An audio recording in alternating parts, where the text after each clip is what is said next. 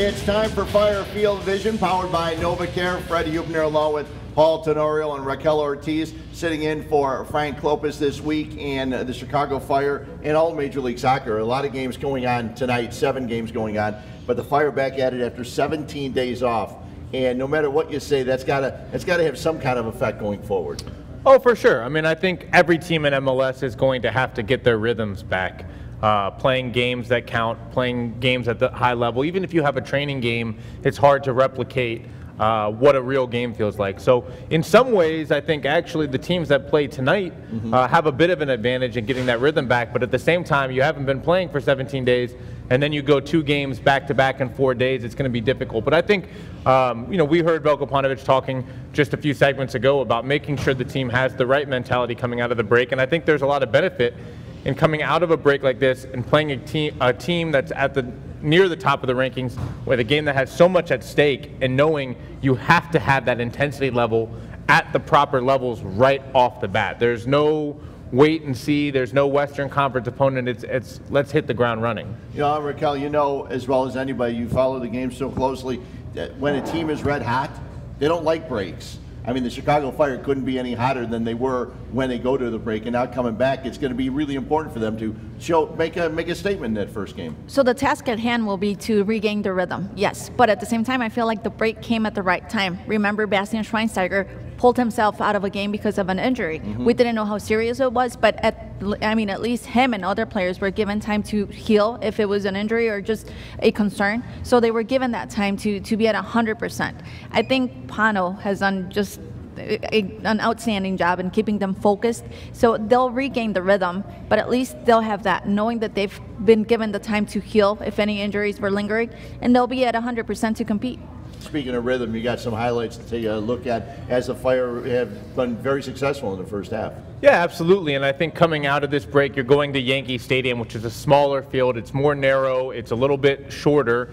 Speaking to Veljko Paunovic between the breaks, we were talking about how you prepare for a game like that.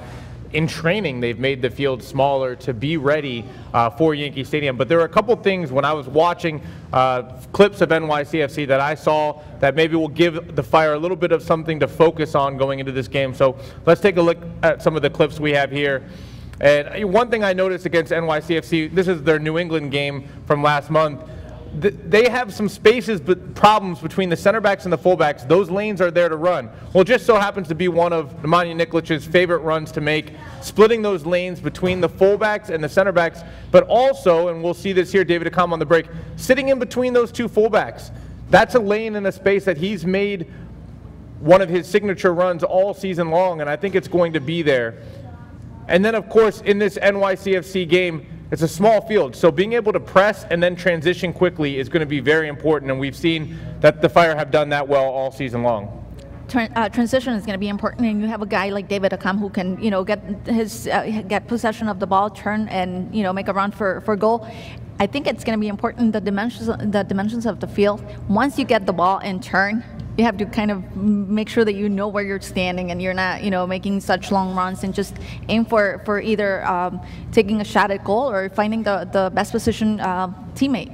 Well, as we saw in this Orlando game, they had a little bit of their legs were out from under them, and I think the Fire did a really good job of pressuring in the Orlando defensive third to win the ball in transition, and I think all of Yankee Stadium kind of feels like that. Watching those games when you're in the stadium, I was there a couple years ago watching Orlando City, you have no room to work in the midfield. When you receive the ball, somebody is on you right away.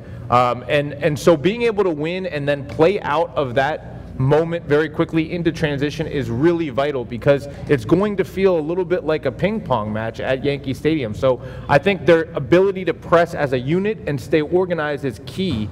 But for me especially, those midfielders, when they win the ball, to get that pass out to a David Accam, try to find him in as much space as you're going to get on a field that tight. Well, and one of the guys we saw in the clips there, a guy like Michael Deleu is going to be key. because of him being able to take the ball away and get it to guys like Akam and to Nemanja Nikolic and the runs that Nikolic makes. I mean, I would not be surprised to see him get numerous opportunities in the box this weekend against NYCFC. And again, those runs in the lanes are going to be so important because NYCFC, you're kind of forced on a field that narrow to make a couple choices.